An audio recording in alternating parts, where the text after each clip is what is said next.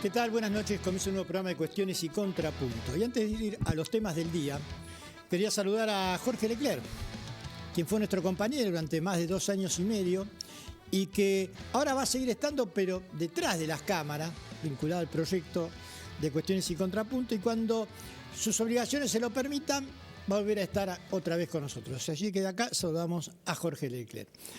Y ahora sí, vamos a los temas del día.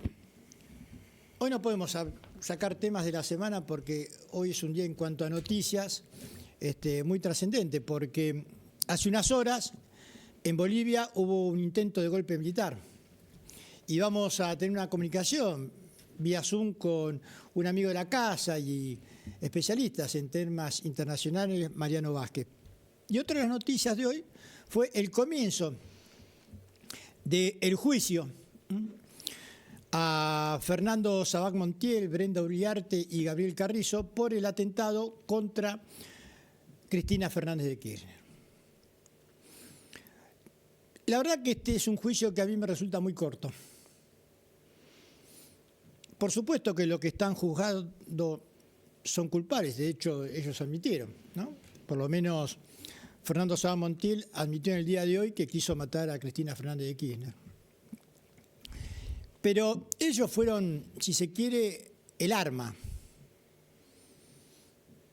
Pero quien cargó el arma, quienes hicieron también, ¿no es cierto?, el montaje para que esto pueda ocurrir, no están siendo enjuiciados. Recordemos que ellos tenían conexión con Revolución Federal, ¿no? Un grupo violento que había realizado, entre otras cosas, una quema de antorchas en la frente a la Casa de Gobierno, colgar bolsas mortuorias en las rejas que dividen la Casa de Gobierno de la Plaza de Mayo. Agredieron también el día que lo nombraron como ministro de Economía a Massa, Sergio Massa. Y tenían expresiones no solo en las redes, sino en la vía pública terrible. Las dos personas que, digamos, comandaban Revolución Federal, Leonardo Sosa era uno y Jonathan Morel era el otro.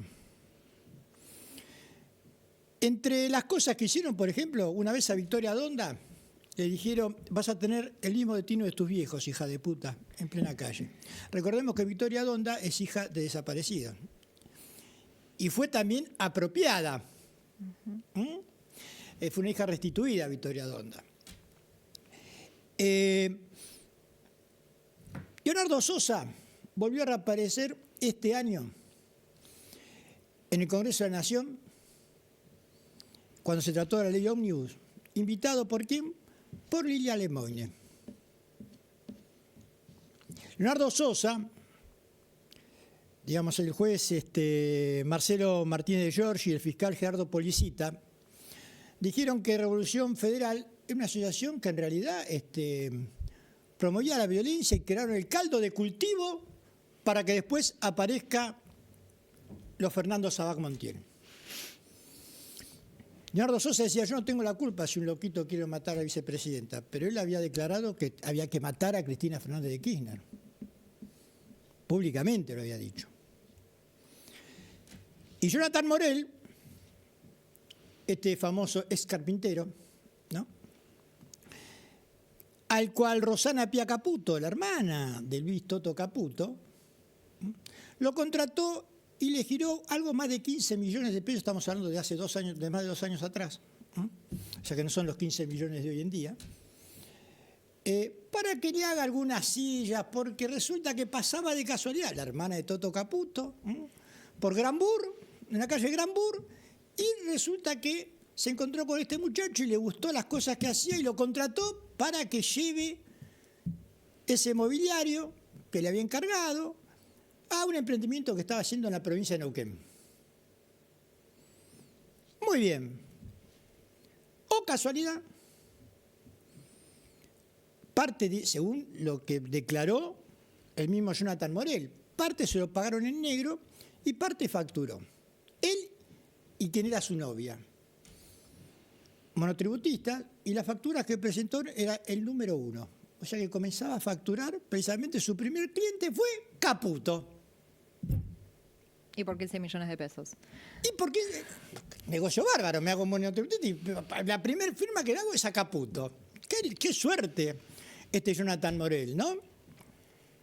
¿Quién defendió a los hermanos Caputo? Que no fueron a juicio, pero estaban ahí, digamos. Matías Cuño Libarona, el actual ministro. Se comienzan a mezclar y entremezclar todos los nombres. Acordémonos de Gerardo Milman, diputado nacional. Actual sigue siendo diputado nacional. Que, según un testigo, en el bar que está frente el bar Casablanca, el que está frente ahí al anexo de la Cámara de Diputados, dijo, me voy el fin de semana a la costa porque quiero estar lejos cuando maten a Cristina. Se dijo a una de sus colaboradoras. Primero negaron que hayan estado ahí. Después, cuando apareció en la filmación y apareció la colaboradora, apareció todo, dijeron, bueno, sí. ¿Y qué pasó con los teléfonos celulares? Desaparecieron. Después presentó un teléfono celular que era... Con fecha posterior. Sí, no solo con fecha posterior, un teléfono celular que en el momento en que ocurrió no existía ese teléfono celular. O sea, que tenemos un teléfono celular, no siguieron investigando. O sea, este juicio lo detuvieron acá. En estos tres tipos, Fernando Sabamontiel, Brenda Uliarte y Gabriel Carrizo, estas tres personas, que sin duda son culpables, pero no dejaron que esto escale. Desaparecieron los teléfonos, lo dejamos ahí, la cortamos ahí, y vemos que ese sentido de la violencia política, porque recordemos que si la bala no salió de casualidad, y hoy en el juicio dijo que él iba a hacer un segundo disparo, pero que la militancia, o sea, la gente que estaba ahí al lado, se lo impidió. Cristina estaba regalada esa noche ahí. Y hoy en el juicio dijo que habían ido con los copitos que ellos vendían para hacer ver cómo era el lugar y hacer una especie de inteligencia de la zona. O sea, vendiendo copitos de azúcar en una manifestación. Y los servicios que saben todo de nuestra vida, obra, pelos y señales, no se dan cuenta que ahí había tipos vendiendo copitos de azúcar. Es más, Leonardo Sosa llegó a decir, que no está imputado, llegó a decir que su cara era muy conocida, porque si no voy 7 días seguidos, canto a la marcha peronista y después paso a la historia. Me van a linchar, pero voy a pasar a la historia. De estos tipos estoy hablando. Y estoy hablando de los que financiaron precisamente a esta asociación ilícita. Y me estoy olvidando también que Leonardo Sosa, por ejemplo, estuvo en la casa, ¿te acuerdas? La vecina de Cristina Fernández de Kirchner, sí. Ximena de Tesanos Pinto, la que viene el piso de arriba. Una mujer muy carismática, muy amable. Bueno, ahí estuvieron estos tipos también, arriba de la casa. O sea que estaba regalada Cristina. Estaba regalada. Y creo que ese atentado trajo también sus consecuencias políticas. Consecuencias políticas, porque por ejemplo eso de que si la tocan a Cristina qué quilombo se iba a armar, casi más la mata, no se armó ningún quilombo. Es más, los encargados de ir a defenderla se borraron de la calle, no hay que hacer nada. Fueron ellos mismos los que pararon la manifestación popular en su momento. Hoy Cristina está conduciendo una parte del peronismo, pero sin ser candidata a nada, y está el peronismo en el debate sobre cuál tiene que ser el rol de Cristina. Pero digo, más allá de eso, fue muy grave el tema del atentado y pasó como si nada. Pasó como si nada, Flavia. Bueno, vos decías que Cristina estaba regalada. La realidad es que nunca ocurrió un hecho así en nuestro país, tanto Cristina como cualquiera, ¿no? Cierto, Cristina estaba muy cerca de la gente, nunca había tenido ningún problema y también, como el mismo Sabamontiel lo planteaba, a Cristina la termina salvando la militancia, la gente que estaba ahí alrededor. En cuanto a si la tocan a Cristina, ¿qué quilombo se va a armar? Bueno, en realidad lo que tendría que ocurrir dentro de un sistema republicano y en un Estado donde uno tiene confiabilidad en ese Estado es que la justicia investigue y que investigue lo más ampliamente posible. Y obviamente no se trata de andar acusando sin pruebas ni sin ningún tipo de garantía. pero sí una ampliación más profunda de lo que es la investigación, que claramente deja un sabor a poco. Y a mí, desde el primer momento, me llama la atención, como a toda la población argentina, la cuestión del teléfono bloqueado a cero de Sabac Montiel automáticamente esa misma noche. Que quienes consideraron desde un principio que bueno, acá no pasa nada. Y yo no lo dije, pero recordemos que en ese momento Milman era el encargado de jefe de la política de Patricia Bullrich, de la campaña de Patricia Bullrich.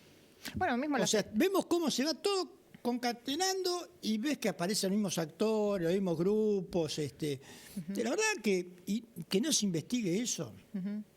Sí, en cuanto también a las consecuencias políticas que esto trajo, vos decías que Cristina hoy en día conduce a una parte del peronismo. Yo creo que después de ese atentado, la consecuencia política que se vio para mí en Cristina es que si conduce algo, una parte del peronismo, también preguntarse hacia dónde la conduce. Yo creo que que te gatillen dos veces en tu cabeza, por más que no lo hayas visto, que también me parece que Cristina tuvo suerte en no haberse dado cuenta. Se veía en las filmaciones que ella seguía saludando a la gente como si nada. Tuvo suerte en no tener, digamos, ese hecho traumático, pero me parece que más allá de eso, generó políticamente en Cristina en que no quiera ser candidata, en que, digamos, se vaya bajando. Y a mi entender, Cristina no conduce absolutamente nada, ni siquiera una parte del peronismo. Y bueno, y en todo caso preguntarnos, alguien venga y me diga qué es lo que está conduciendo Cristina y hacia dónde. Y me parece que eso es la consecuencia política más grave. O sea, vos decís que no conduce nada, que una parte del problema se referencia en Cristina, pero... Que la pueden querer, que pueden desear incluso que conduzca, o que incluso que se vuelva a presentar a una elección y demás. Sí, seguramente. Ahora, en los hechos fácticos, en la praxis política diaria, yo no veo que Cristina esté conduciendo. Yo no lo veo. Es un mando muy a distancia, ¿no? Bueno, tenemos ya en línea a nuestro primer invitado de hoy, vía Zoom, amigo de la casa, Mariano Vázquez, analista internacional, para que nos diga qué es lo que pasó exactamente hoy en Bolivia. Hola Mariano, ¿cómo andás? Hola Carlos, hola Flavia, ¿cómo están? Un gusto saludarlos. Bueno, decinos, ¿qué es lo que pasó hoy en Bolivia? ¿Fue un trasnochado o fue un golpe de Estado? ¿O un intento de golpe de Estado? ¿Qué me dijiste primero? Si fue un trasnochado o fue un intento de golpe de Estado. Y pueden ser las dos cosas. El comandante de las Fuerzas Armadas, Zúñiga, pretendió hoy dar un golpe de Estado, evidentemente de una manera poco organizada y con pocos apoyos. Pero esto tiene un antecedente o un hecho que debemos analizar detenidamente, y es que este militar ya en el día de ayer había expresado un ataque muy fuerte contra el expresidente Evo Morales, en lo cual decía que, y lo dijo aparte en el prime time, en los medios de comunicación masivos, de que Evo Morales no podía pretender ser candidato en el 2025 y que había que detenerlo y evitar esta situación. Es un hecho de extrema gravedad porque, recordemos, las Fuerzas Armadas no deliberan, no tienen derecho a la injerencia en la vida política, y esta situación generó mucha preocupación y aparentemente lo que se informaba en diferentes círculos es que el presidente Arce le había pedido la renuncia, pero este mismo día de hoy, en la mañana, el propio Zúñiga participó en un acto militar.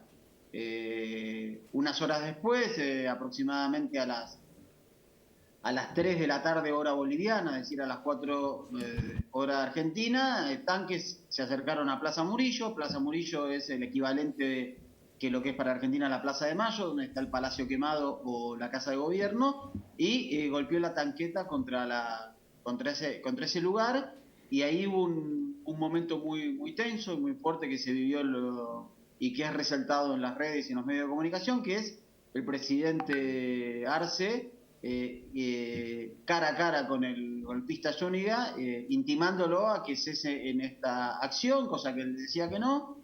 Y luego lo que ocurrió fue que también de todo el arco político, cancillerías internacionales, Organización de Estados Americanos, Naciones Unidas y la propia derecha boliviana, y hasta los propios detenidos y protagonistas del golpe de 2019, como fueron Camacho y Áñez, Yanine Áñez, que están detenidos, dijeron que esta no era la manera, que estaban en contra del golpe, una situación que uno casi irreal, ¿no? Un golpe en pleno siglo XXI con estas características. O sea que salvo el gobierno argentino, todos se expresaron rápidamente. Exactamente, salvo la canciller Mondino, que lo hizo en su cuenta personal, pero no hubo comunicación institucional de la Cancillería Argentina, lo cual es gravísimo, del gobierno argentino, porque estas cosas no necesitan mucho tiempo para ser condenadas. Bueno, justamente ahí te quiero llevar, Mariano, porque la OEA también rápidamente, y a diferencia del 2019, salió a repudiar este intento de golpe. ¿Qué es lo que cambió del 2019 a esta instancia del día de hoy? Bueno, el 2019 fue una instancia más compleja porque se daba en el marco de una elección. Entonces, en ese marco de la elección, lo que sucedió es que la derecha política empezó a agitar la cuestión de que se estaba configurando un fraude. Y en ese marco, las cosas se empezaron a tensionar y hubo realmente un clima de muchísima crispación y muchísima tensión en las calles de Bolivia, en los cuarteles, en la policía y en todas las tiendas políticas. Entonces el contexto era diferente y lo que terminó de desencadenar ese golpe fue ese informe preliminar de la OEA, que después se comprobó que era erróneo, que era tendencioso, de que efectivamente durante la primera vuelta electoral Evo Morales había ganado, pero no con la suma para llegar a la primera vuelta, y diciendo que había que hacer elecciones de nuevo y que había habido manipulación del comando electoral. Eso fue la diferencia operativa o de circunstancias. Hoy, digamos, incluso los propios sectores del MAS, que tienen una interna muy fuerte entre el presidente y Evo Morales, se condenó el golpe, se repudió el golpe, y lo que sí hay en este momento es... estoy hablando con mucha gente en Bolivia, como muchas diferencias sobre lo que ha sucedido. Zúñiga fue detenido hace una hora aproximadamente y acusado por la Fiscalía General del Estado Plurinacional de Bolivia, y Zúñiga, mientras estaba por ser detenido, dijo que en realidad esto había sido orquestado con Arce para legitimarse, para mejorar su popularidad. Resultaría algo extraño, pero bueno, esto también es parte de los climas políticos que hay actualmente, donde no se verifica tanto la información y observamos que se lanzan un montón de hipótesis que, bueno, que siempre necesitan ser corroboradas. Mariano, vos viviste muchos años en Bolivia, o algunos años por lo menos. Sí. A mí llamó la atención la imagen de la gente automáticamente, o sea, un grupo muy numeroso frente a los soldados y repudiando lo que estaban haciendo los soldados. Esa imagen me llamó la atención. ¿Es natural que el boliviano se exprese rápidamente y masivamente en las calles? Sí, es una característica muy tradicional del pueblo boliviano el salir a las calles ante situaciones de estas características, en un país donde además las Fuerzas Armadas han tenido un rol muy fuerte, desde golpes de Estado, masacres mineras que han sido muy numerosas y golpes de Estado. Viviendo en Bolivia en el año 2012 se produjo un motín policial que tuvo características golpistas y las manifestaciones populares fueron muy fuertes. Y creo que además la rapidez con la cual las personas salieron a la calle, incluso antes de que la COP y los propios movimientos sociales que se identifican en el movimiento al socialismo, ya sea con el presidente Arce o con el expresidente Evo Morales, salieron incluso antes de que hubiera esa convocatoria a la movilización y la solidaridad, y creo que eso tiene que ver con la película que se vivió tan dramática en el año 2019, con ese golpe que terminó cobrando la vida luego de 37 personas, cerca de 800 detenidos de manera ilegal, persecuciones, torturas, exilio masivo de dirigentes y militantes del MAS. Entonces, esa respuesta rápida y espontánea tuvo que ver también con esa memoria reciente de ese golpe de Estado, que en ese caso fue triunfante, que terminó durando un año cuando se logró volver a recuperar la democracia mediante elecciones. Mariano, gracias por el panorama que nos has brindado y por estar siempre cada vez que te solicitamos. Un abrazo grande. Un placer, Carlos, un abrazo grande. Muy bueno tu último libro, ¿eh? Ah, me olvidé de darle la evolución del libro, que precisamente es la doctrina 200 años de la doctrina Monroe en América Latina. Es un libro muy interesante. Justo para este momento. Todavía estás ahí. Bueno, después personalmente te voy a hacer la devolución, pero me gustó mucho el libro. Y muy dinámico también y muy didáctico, las dos cosas, dinámico y didáctico. Gracias una vez más, Mariano. Y ahora nos vamos a un pequeño corte. Sí, nos vamos a un pequeño corte, pero antes le recordamos a nuestros televidentes que nos pueden dejar sus mensajes, sus opiniones o incluso sus preguntas para nuestros invitados al 156-517-6612. Recuerden que estamos en vivo, así que por favor no nos llamen ni nos manden audios, solamente escríbanos en el texto del WhatsApp o bien a nuestra red de Instagram @cuestiones.tv. Bueno, vamos a ir con...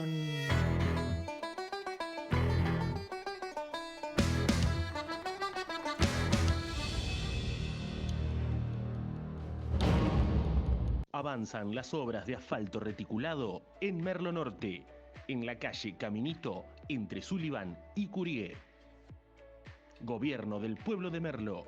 Gustavo Menéndez, Intendente.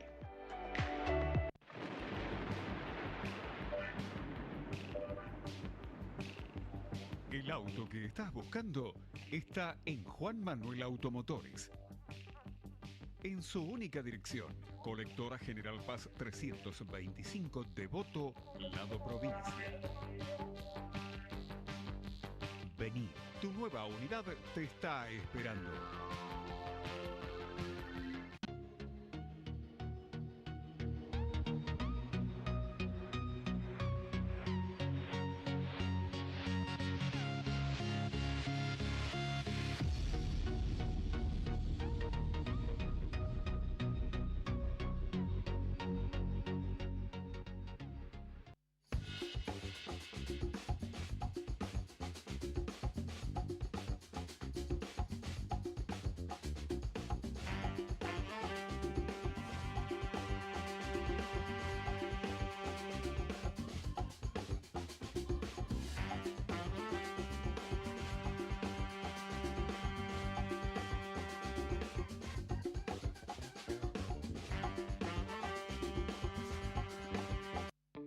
Seguinos en nuestras redes sociales y entérate de todas las actividades legislativas. Honorable Cámara de Diputados de la Provincia de Buenos Aires. En Pilar contamos con Mimuni, nuestra herramienta digital de atención ciudadana para solicitar turnos, realizar trámites y gestionar reclamos de manera ágil y cercana. Descárgate la app o chatea con nosotros por WhatsApp a través de 11 52 38 68 64. Las 24 horas del día. También podés acercarte a cualquiera de nuestros puntos Muni de lunes a viernes de 8 a 18 horas y los sábados de 9 a 15 horas. En Pilar seguimos acercando el Estado a todos y todas las pilarenses. Pilar presente con futuro. En Morón, 40.000 vecinos y vecinas ya están conectados al centro de monitoreo a través de su celular. Súmate a Ojos en Alerta al 11 55 85 000 y descarga Morón Alerta desde Play Store. Municipio de Morón, corazón del oeste.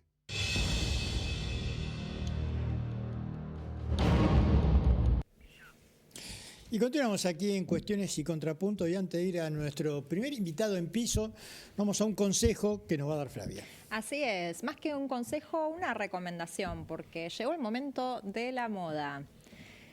Si buscas los mejores zapatos, no lo dudes. Nazaria, diseños y modelos únicos, variedad para todos los gustos, estilo y distinción. Comunicate al 115-341-7393 o a su Instagram @NazariaOficial. Nazaria Zapatos, botas, tacos, borcegos y más en www.nazaria.com.ar.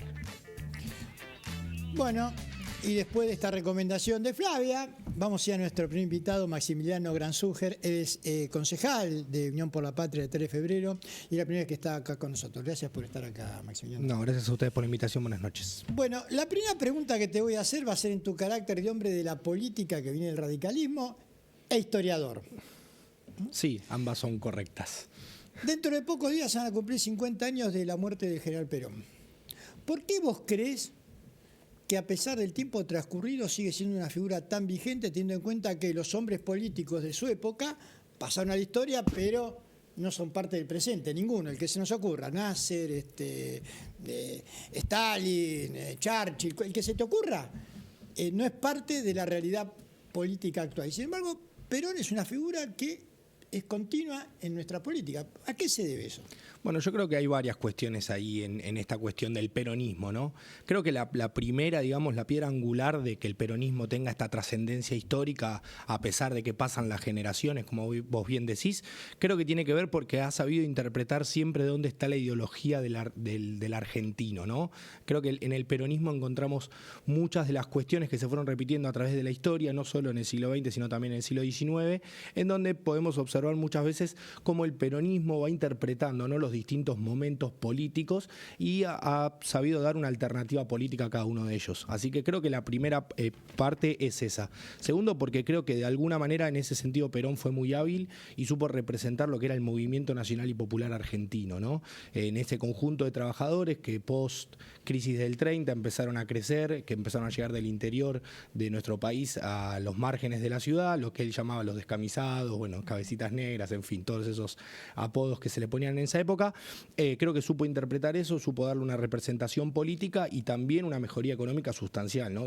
Si uno mira los números primer gobierno de Perón y cuando viene la revolución libertadora o la fusiladora, como la llaman muchas veces, bueno, uno puede ahí observar cómo fue la política y hacia quiénes gobernó fundamentalmente. Y creo que eso también se fue repitiendo a través de la historia, primero en la resistencia, después en lo que fue la postdictadura, digamos, o en ese momento de la recuperación democrática. Recuerdo ahora a Cafiero parado en el balcón al lado de Alfonsín, lo cual de alguna manera sellaba ese pacto democrático que tenemos hasta nuestros días, y creo que de alguna manera después en lo que fue la recuperación del 2001, a partir del gobierno de Néstor Kirchner, creo que también encabezó la recuperación económica de la Argentina después de lo que fue la peor crisis política, social y económica de nuestro país, y creo que bueno, entre algunas de todas estas cosas que estoy diciendo, si bien es un poco más complejo, por supuesto, está la clave de por qué el peronismo va trascendiendo las generaciones, ¿no? Clarísimo.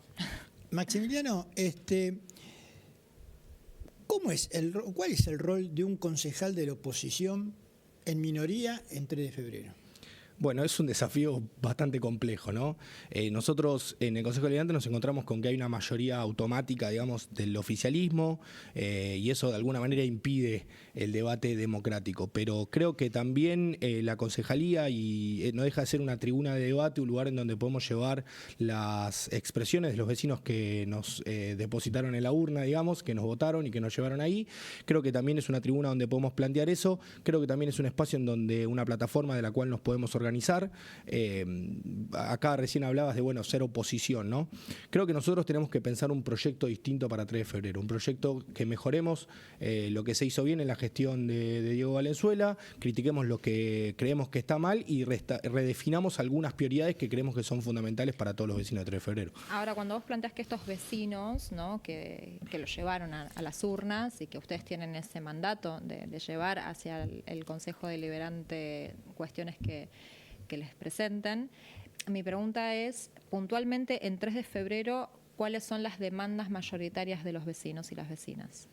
Bueno, te encontrás con varias cosas. Nosotros, ya que estamos paso el chivo, estamos haciendo un programa que se llama Tus concejales en tu barrio, desde el bloque Unión por la Patria PJ, en el cual de manera alternativa vamos yendo a distintos barrios de nuestro distrito, así que nos encontramos un día en Ciudad Jardín, otro día en Ciudadela, otro día en Pablo Podestá, y bueno, eso lo que nos permite es poder estar en contacto diario con los vecinos, vamos a tocarles el timbre directamente, tratamos de ponernos a disposición, nos presentamos, tratamos de romper un poquito el cerco, y nos encontramos con fundamentalmente tres cosas.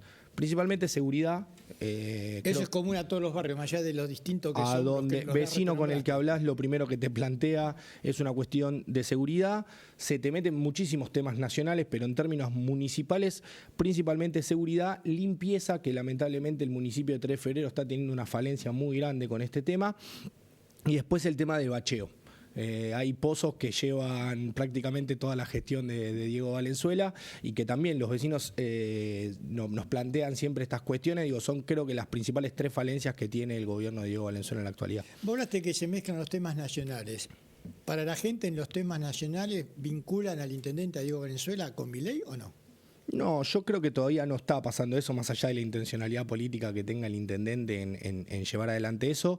Yo creo que la gente en Diego Valenzuela ve un intendente que de alguna manera representa el poscurtismo, pero que como todo, ¿no? Digo, estamos hablando ya desde el 2015 a la fecha, ya son varios años, ¿no?, que llevan la gestión, se empieza a ver el desgaste. Así que en la cuestión nacional, obviamente, hay una bronca generalizada, creo que me parece, y es lógica también, que no está puntualizada en un espacio político la bronca, hoy en todos, incluso también con el gobierno de Javier Milei, ¿no? Ahora, 3 de febrero es un distrito, podríamos decir, industrial, semi-industrial, y también preguntarte, digamos, con la crisis económica que hay, cómo eso está golpeando a nuestra industria. A ver, fundamentalmente lo que empezamos a observar es que empieza a acrecentarse el desempleo. En un distrito pyme como 3 de Febrero, porque es fundamentalmente pyme, San Martín, 3 de Febrero en el oeste en ese sentido representan el aparato productivo, digamos, del conurbano bonaerense, lo primero que empezás a observar es que empieza a crecer el desempleo entre vecinos y vecinas. Y eso tiene un impacto directo en consumo. Los centros comerciales de nuestro distrito, uno si los recorre se va a dar cuenta que hasta el 15 o hasta el 10 tienen un movimiento y después del 10, del 15 tienen otro.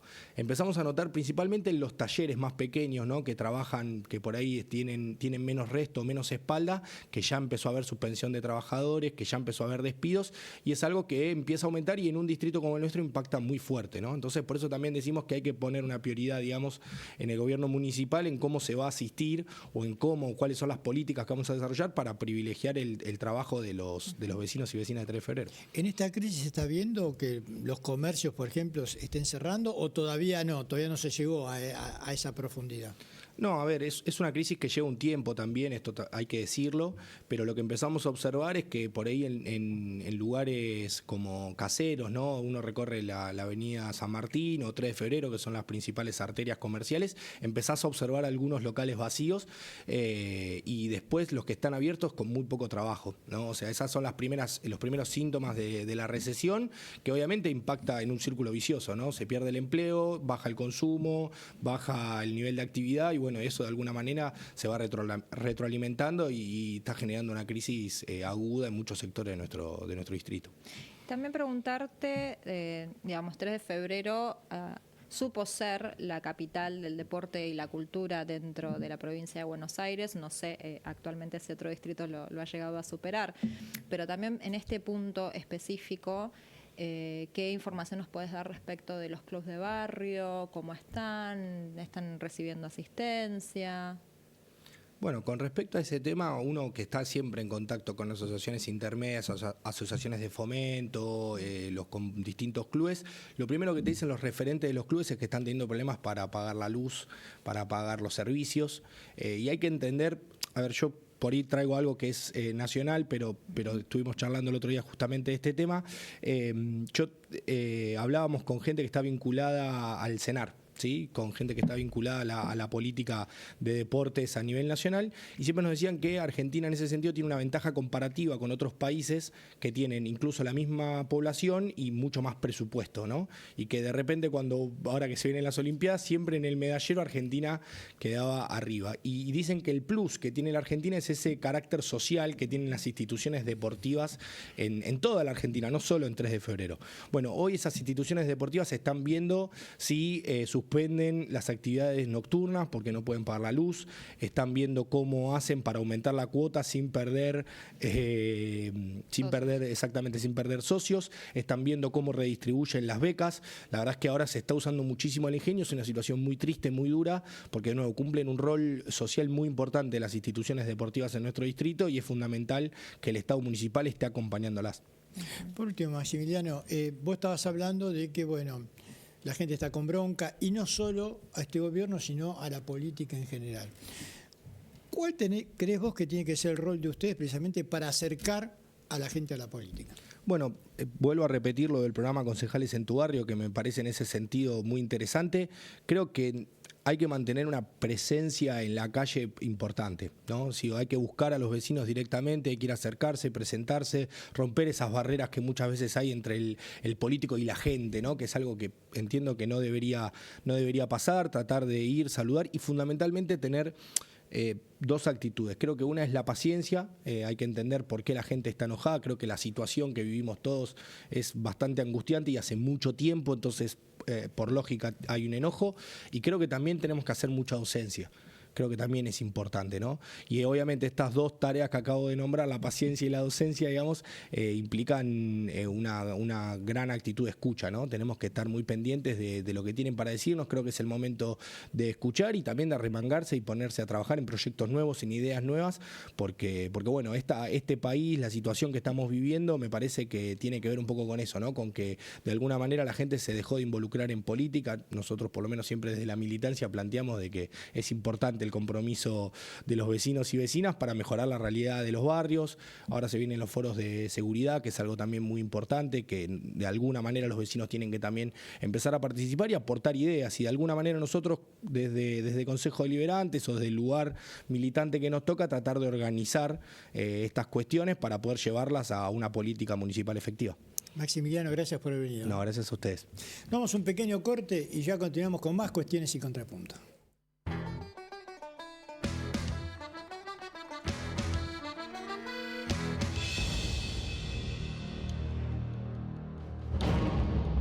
Avanzan las obras de asfalto reticulado en Merlo Norte, en la calle Caminito, entre Sullivan y Curié. Gobierno del Pueblo de Merlo. Gustavo Menéndez, Intendente.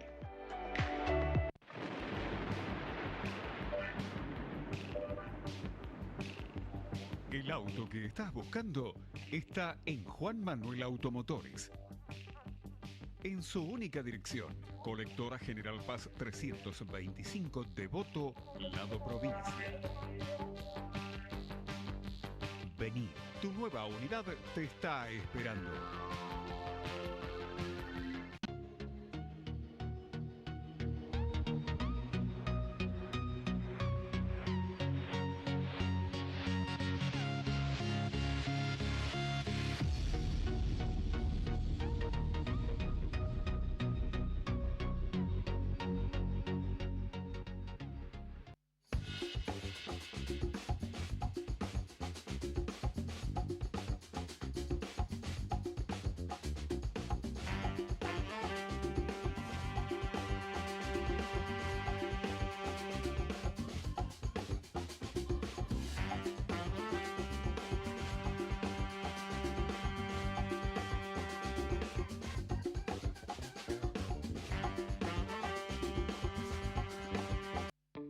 Seguinos en nuestras redes sociales y entérate de todas las actividades legislativas. Honorable Cámara de Diputados de la Provincia de Buenos Aires. En Pilar contamos con Mimuni, nuestra herramienta digital de atención ciudadana para solicitar turnos, realizar trámites y gestionar reclamos de manera ágil y cercana. Descárgate la app o chatea con nosotros por WhatsApp a través de 11 52 38 68 64. Las 24 horas del día. También podés acercarte a cualquiera de nuestros puntos Muni de lunes a viernes de 8 a 18 horas y los sábados de 9 a 15 horas. En Pilar seguimos acercando el Estado a todos y todas las pilarenses. Pilar presente con futuro. En Morón, 40.000 vecinos y vecinas ya están conectados al centro de monitoreo a través de su celular. Súmate a Ojos en Alerta al 11 55 85 000 y descarga Morón Alerta desde Play Store. Municipio de Morón, corazón del oeste.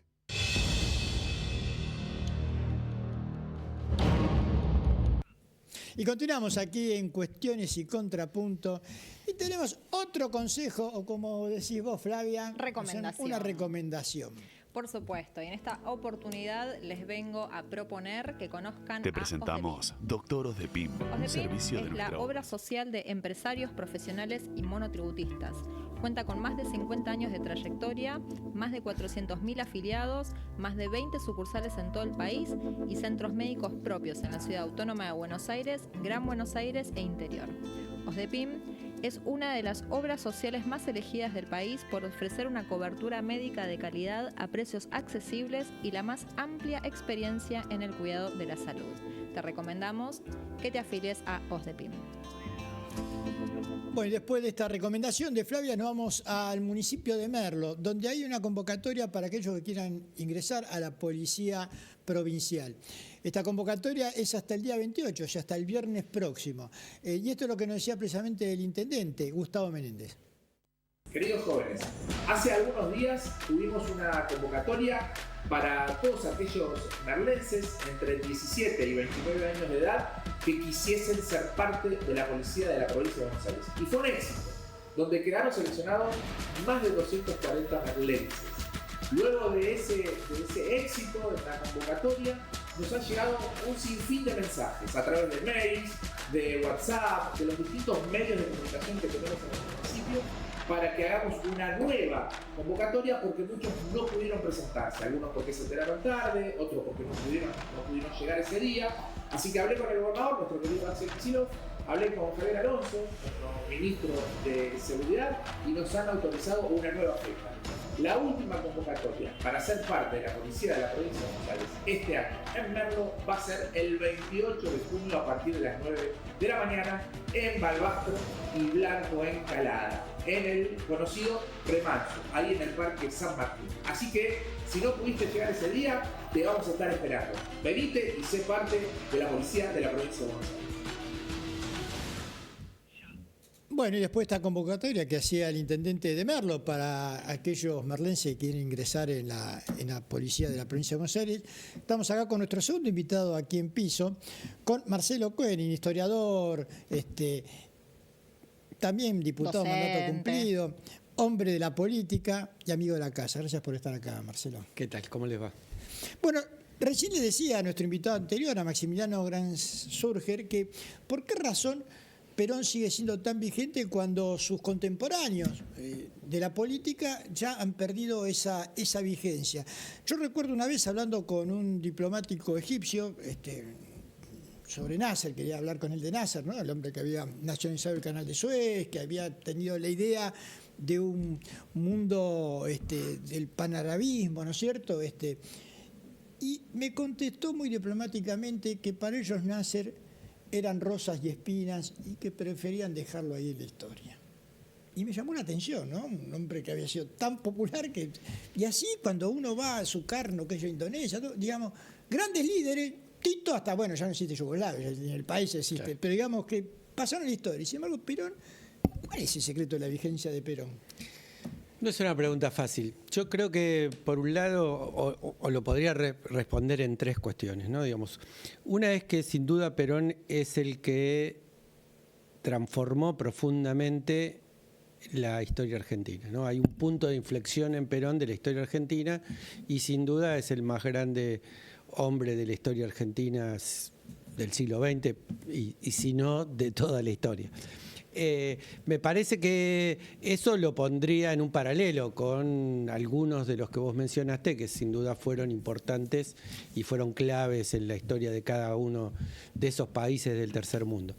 Ahora, Perón, además de haber transformado profundamente la historia argentina, por un lado fue un gran pensador político, que nos dejó, entre otras cosas, determinados parámetros doctrinarios que son claves para comprender la realidad. Yo creo que el peronismo no solamente es una doctrina, me animo a decir es que es hasta una epistemología, es una manera de comprender la realidad. Una filosofía de vida, dirían algunos. De hecho, también. paso un chivo, digamos, estoy... ya está en imprenta un libro que se llama ¿Qué es el peronismo? Bueno. Digamos, y lo que trata de hacer es pensar al peronismo como teoría política. No es una historia del peronismo, sino pensar al peronismo precisamente como forma de abordar el conocimiento, como forma de interpretar la política, como forma de abordar la realidad para transformarla. Y la tercera cuestión, que me parece que no es menor, de por qué Perón todavía hoy tiene vigencia, por qué Perón está vivo, tiene que ver con que dejó un movimiento, ¿no? Un movimiento que supo adaptarse a los cambios de época, que supo responder a las distintas coyunturas, podríamos decir quizás a fuerza de exagerarlo un poco, sin perder nunca su vigencia, ¿no? Sin dejar de ser la forma que tienen los argentinos de relacionarse con el poder. Y me parece que eso también no es solamente el sistema de ideas, sino también un movimiento que sigue levantando y encontrando en Perón respuestas. Yo no soy de aquellos que cree que Perón hizo todas las respuestas para todas las preguntas de sus generaciones y las generaciones posteriores, pero sí yo creo que Perón nos dejó en esa doctrina, que es una justificación de la acción, un método para abordar la realidad. Y me parece que eso está absolutamente vigente. Algunos no peronistas dicen que el peronismo es tantas cosas que corre el riesgo de no ser nada.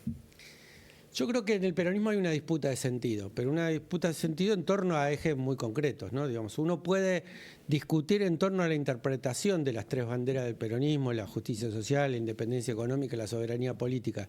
Y se pueden interpretar estas de modo distinto y muchas veces cruzado por la lectura de lo internacional. Perón decía que la verdadera política es la política internacional. Uno puede interpretar la independencia económica de la misma manera que en el siglo XX, que en esta etapa de globalización, y yo creo que hay muchas cosas que cambian. Pero lo que no puede hacer es pensar que lo que hay que hacer es una semicolonia. Es decir, lo que no puede hacer es lo que dijo Scioli, ser peronista y libertario. Son las cosas absolutamente... Es un oxímoron, sí. Bueno, pero ahora, digamos, estábamos mencionando, ¿no? Vos estabas mencionando que el peronismo es un movimiento, una doctrina, un método, un partido, una ideología. Pero ¿cómo se conjuga todo esto? Carlitos Balá decía, el movimiento se demuestra andando, digamos, no hay otra manera que demostrar el peronismo que acomodando sus disputas de sentido e intereses en la construcción de poder real en la Argentina, ¿no? Porque si hay algo que tiene el peronismo, que no lo tiene la izquierda dogmática, que no lo tiene a veces los propios sectores del peronismo más dogmáticos, es esta idea de que hay que disputar el poder, ¿no? Digamos, y me parece que ahí hay una diferencia, y el peronismo se ordena en torno al poder, no se ordena en torno a la ideología, ¿no? Entendiendo la ideología como un sistema de ideas preconcebidas que te van a ordenar la realidad después. No, bueno, el peronismo, por eso Perón habla de doctrina y no de ideología, ¿no?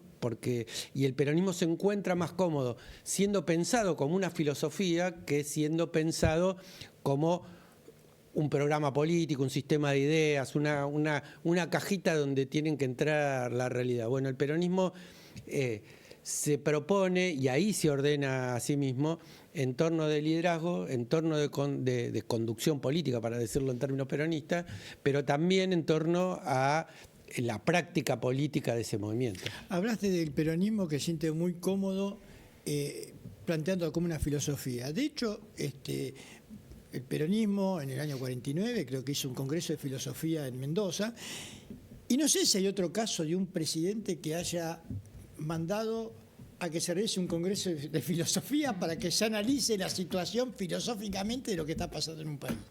Efectivamente, el Congreso Nacional de Filosofía de 1949, si no recuerdo mal, es de abril.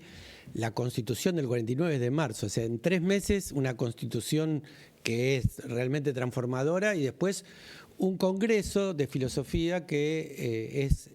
el resumen, de alguna manera, de la ponencia de Perón en ese congreso es la famosa Comunidad Organizada, que es el libro más citado y menos leído de Perón, ¿no? Porque creo que ese libro filosófico no es lo que muchos creen por el título que dice, sino una comprensión desde el Perón de esa época de la crisis de la sociedad, a dónde nos estaba llevando esa sociedad tecnificada del capitalismo, y al mismo tiempo cómo pensar la articulación entre lo personal y lo colectivo para no caer en esa, digamos, él usa la palabra insectificación, que caía la experiencia soviética, que era contemporánea al desarrollo de ese texto, ¿no? Marcelo, para mí lo esencial o el corazón del peronismo, muy resumidamente, pero que me parece que ahí está la cuestión, el yeite, es que el peronismo se propone la felicidad del pueblo y la grandeza de la nación. Me parece que esa es la conjugación, a mi modo de ver, que es el corazón del peronismo. Si vos tuvieras que ponerle un corazón a esto, ¿dónde lo pondrías? No, yo comparto esa idea, digamos. Lo nacional y lo popular son las dos contradicciones principales que aborda el peronismo, ¿no? La cuestión nacional, entendiendo que la gran contradicción es entre pueblo e imperio. Perón dice: la historia de los pueblos es la historia de la lucha contra los imperios, ¿no? Y en esto entronca la lucha de ese peronismo con una memoria histórica de los pueblos frente a otras naciones o países o lo que fuera que intentan apropiarse de su riqueza. Y por el otro lado, lo popular, entendiendo como esto la contradicción pueblo-oligarquía, que de alguna manera nos dice que tampoco es aceptable que un pequeño puñado de familias privilegiadas se queden con la mayor parte de lo que produce una sociedad. Y por eso la justicia social es una piedra fundamental de ese peronismo. Pero creo que yo acuerdo con que las contradicciones principales son esos. Pero además lo hace de un modo particular, es decir, lo pone en el hoy de hoy. Esto que Santoro dice que el peronismo es la democratización del goce, ¿no? El artista plástico Daniel Santoro. Sí. ¿No?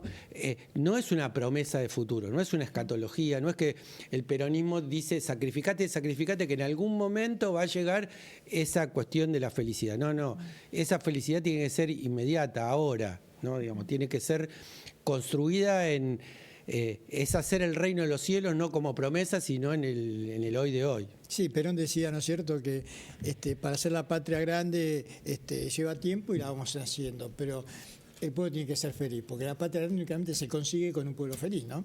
Y también Jauretche decía con un pueblo también alegre. Las batallas tienen que ser alegres. Sí, don Arturo Jauretche decía, nada nada grande se puede hacer con tristeza, y de alguna manera planteaba la contraposición entre el odio y el amor, ¿no? Esta idea de el odio es lo que sienten las minorías privilegiadas cuando van perdiendo privilegio, y si no es lo que sienten las mayorías populares cuando van ganando derechos. Ahora, Marcelo, hablaste de que el peronismo se organiza en torno al poder. Hablaste de conducción política, y ahí preguntarte si se puede conducir al peronismo sin presentarse a elecciones.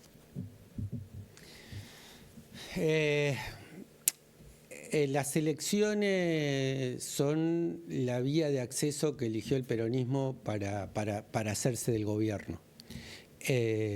Durante montones de años en la Argentina el peronismo estuvo impedido, digamos, desde 1955 hasta 1973 el peronismo estuvo impedido de presentarse en elecciones con su propio nombre y con sus propios candidatos elegidos, no por el régimen, sea cual fuera el régimen, ¿no? Digamos, porque esto fue variando de las distintas dictaduras y de los distintos gobiernos que un profesor que se llama Marcelo Cavarossi se llama semidemocrático, como si se pudiera estar un poquito embarazado, ¿no? O son democráticos o no son democráticos.